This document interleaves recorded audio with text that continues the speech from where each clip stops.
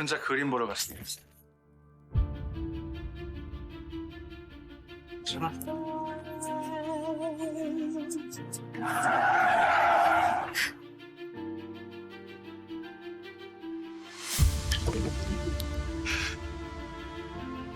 Bonjour à tous dans le premier épisode de la série coréenne, qui raconte l'histoire d'une femme vivant une vie d'enfer et souffrant avec son mari à cause d'un amour fou parce qu'il adore sa femme à mort. C'est un amour satisfaisant, messieurs, car bien que l'amour soit une belle chose dans la vie, mais parfois, cela passe d'une bénédiction à une malédiction.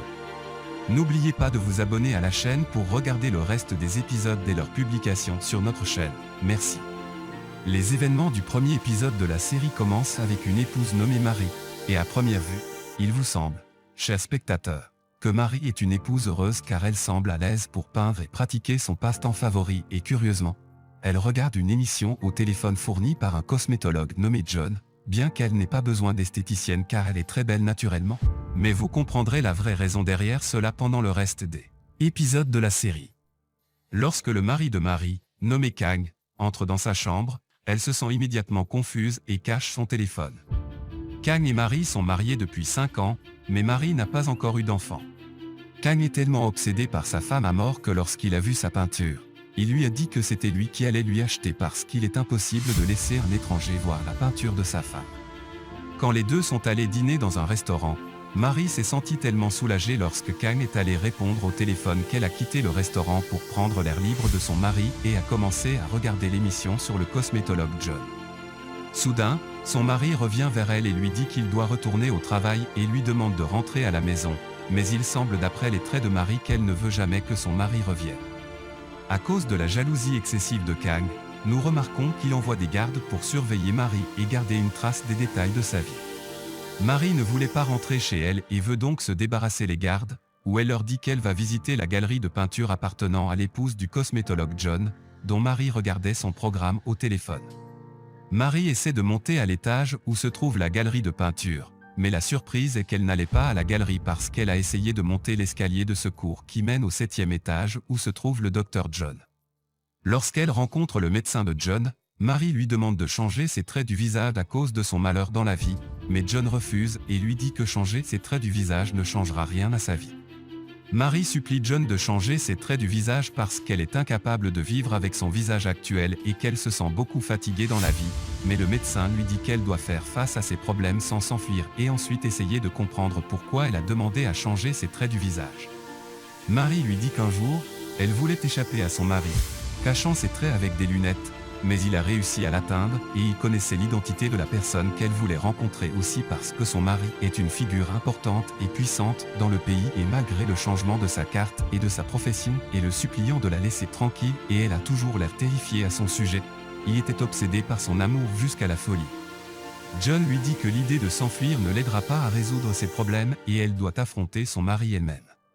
Après cela, Marie arrive au palais rempli de gardes dans lequel elle vit avec son mari, mais elle était très triste parce que la cosmétologue, qui était son seul moyen de se débarrasser de son mari, a refusé d'effectuer la chirurgie plastique. Marie décide d'affronter son mari, mais dès qu'elle entend sa voix, elle se sent tellement confuse qu'elle lui casse la vaisselle dans les mains et en fait, Kang semble très romantique car il l'a approchée et a commencé à flirter avec elle et lui a dit qu'il ne pouvait pas vivre sans elle.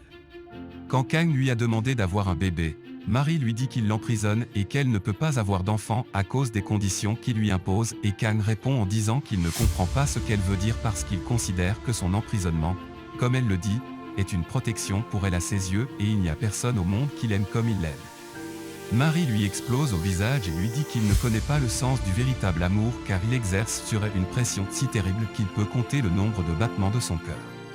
Kang dit à Marie qu'il a créé une galerie de peinture dans sa chambre parce qu'il sait qu'elle aime peindre. Mais Marie lui dit que son vrai problème n'est pas dans la peinture, mais qu'elle veut ressentir son existence et vivre dans sa vraie personnalité sans sentir qu'elle est l'épouse du grand maître parce qu'il a éliminé sa personnalité de l'existence et souhaite être la sienne seule.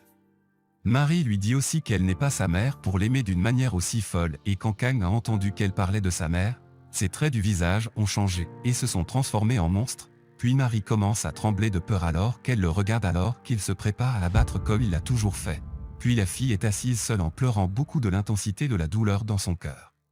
Dans la scène suivante, Nous voyons le docteur cosmétique John profiter de ses vacances pour aller passer du temps avec sa femme Akio, qui est dans le coma à l'hôpital depuis 5 ans. John aime beaucoup sa femme et est triste à cause de sa souffrance et se souvient ensuite du jour où il lui a offert son cadeau de mariage.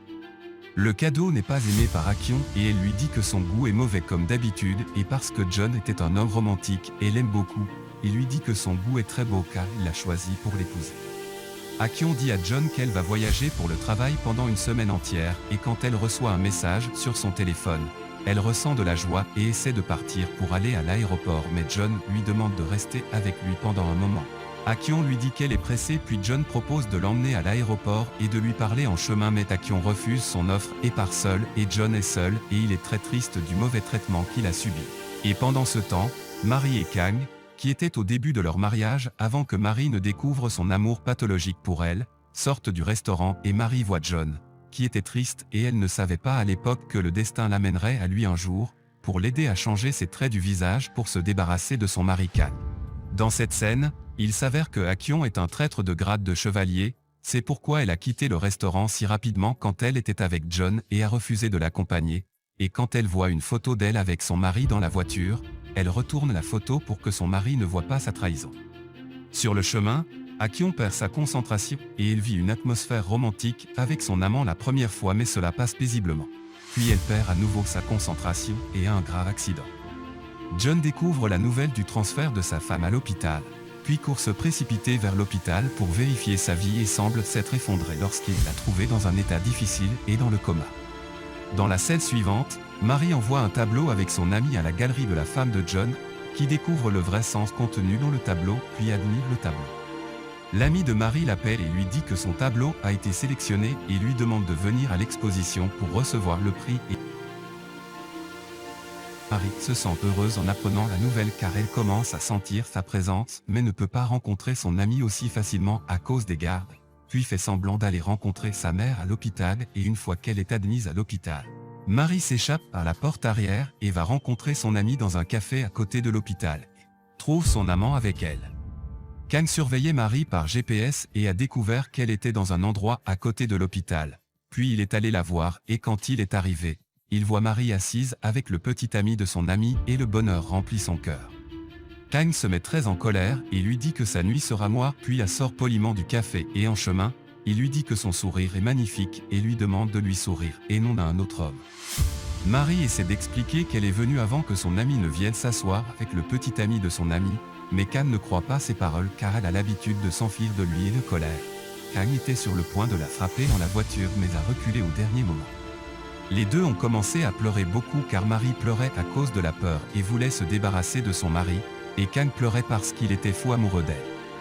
Marie rentre à la maison et se souvient que son mari adore son cou et puis elle est tellement dégoûtée de l'affaire qu'elle a essayé de lui faire mal au cou avec un ciseau et parce qu'elle ne pouvait pas le faire, elle a évacué toute sa colère de se couper ses cheveux et elle est effondrée de pleurer autant.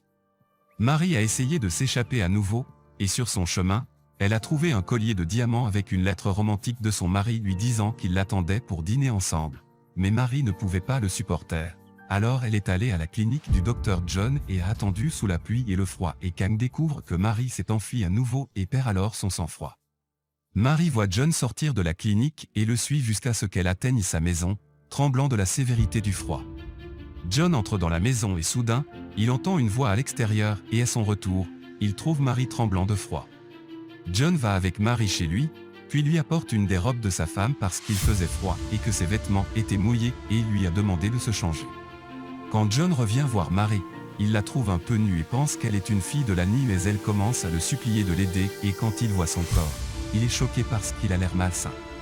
Marie pleure et supplie John de l'aider à changer ses traits du visage parce que c'est le seul moyen pour elle d'échapper à son mari.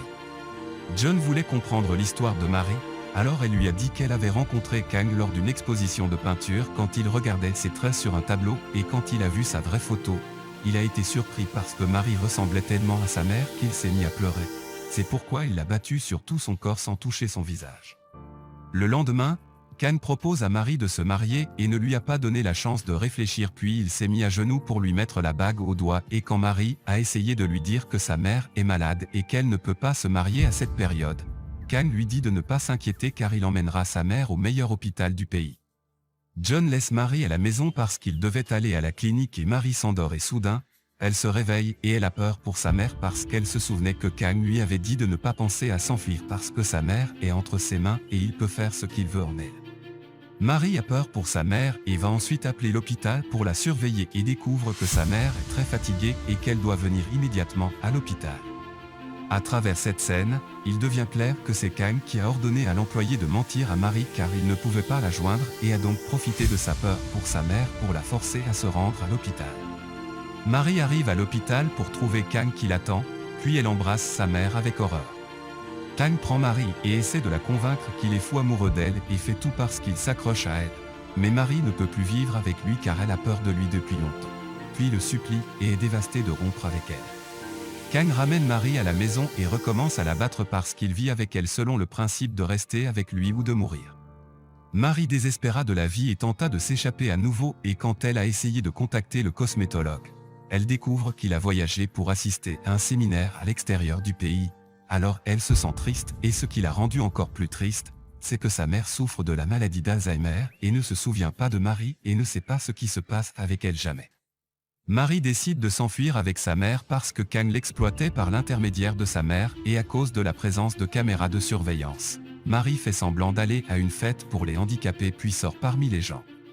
Marie emmène sa mère dans un autre hôpital, loin de son mari, puis demande au directeur de l'hôpital de ne dire à personne où se trouve sa mère et au même moment, John revient de voyage et apprend la nouvelle de la mort de sa femme. Kang découvre que sa femme s'est enfuie à nouveau et est très en colère quand il trouve son téléphone hors de couverture parce qu'il ne peut plus atteindre sa place. Marie voulait que Kang l'oublie, alors elle a pensé à un plan approprié, en allumant son téléphone pour que son mari découvre sa position quand il l'a mis sur la plage, afin qu'il pense qu'elle s'était suicidée en arrivant chez elle via GPS. John va au cimetière pour enterrer sa femme et il est brisé parce qu'il l'aimait beaucoup, mais il ne sait pas qu'elle n'est qu'une femme traîtresse et elle a été enterrée, et elle est une femme honnête aux yeux de John. Kang arrive chez Marie et commence à crier et à l'appeler, ne croyant pas qu'elle est morte et pendant ce temps, Marie court dans la forêt en espérant prendre la route. Kang commence à chercher Marie dans la forêt parce qu'il ne croit pas à l'idée de sa mort et quand Marie entend sa voix l'appeler, elle laisse son sac dans la forêt par pure frayeur et prend la route et commence à chercher une voiture. Avec l'arrivée de la première voiture sur le chemin, Marie essaie de se tenir devant car ces moments étaient la fin pour elle mais la surprise que le conducteur de la voiture est John, qui revenait du cimetière effondré après avoir enterré sa femme. Marie se met à pleurer immédiatement après avoir vu John car pour elle il est le dernier espoir de sa vie pour se débarrasser de l'amour pathologique de son mari. Et Kang arrive sur la route en retard car elle a quitté les lieux avec John. En chemin, John demande à Marie pourquoi elle est dans la forêt. Marie lui raconte tout ce qui s'est passé avec elle et John décide de l'aider. Kang se lasse de chercher Marie et se met à pleurer parce qu'il avait peur qu'elle soit déjà morte parce qu'il était obsédé par elle. Marie demande à John pourquoi il a changé d'avis pour l'aider. John lui répond en disant qu'il a peur pour elle et veut l'aider et ne veut pas qu'un jour de sa vie passe à se sentir coupable de ne pas lui avoir donné un coup de main. La nuit, John emmène Marie pour la procédure cosmétique pour changer les traits de son visage en secret, puis lui demande si elle aimerait une forme avec certaines spécifications et Marie répond en disant qu'il peut choisir n'importe quelle forme car l'important est que son mari ne puisse pas découvrir ses nouveaux traits du visage et lui demande de choisir les traits d'un personnage qu'il aime. Après l'opération, John est immédiatement choqué de voir la nouvelle forme des traits de Marie, qui lui dit qu'elle ne s'intéresse pas tant à la forme de ses traits du visage qu'à se débarrasser de son mari. John sort choqué et a commencé à pleurer beaucoup et Marie ne peut pas comprendre ses actions. Mais la surprise était aussi grande pour elle quand elle se voit dans le miroir car ses traits du visage ont complètement changé et son visage est devenu similaire au visage de la femme de John, et ce explique le choc qu'il a ressenti immédiatement après avoir vu le nouveau visage de Marie. Mais Marie ne connaît pas encore la vérité. Marie se sent très heureuse car grâce à ces nouveaux traits du visage, elle pourra se débarrasser de son mari et obtenir la liberté qu'elle souhaite depuis des années. Rendez-vous dans le deuxième épisode de la série.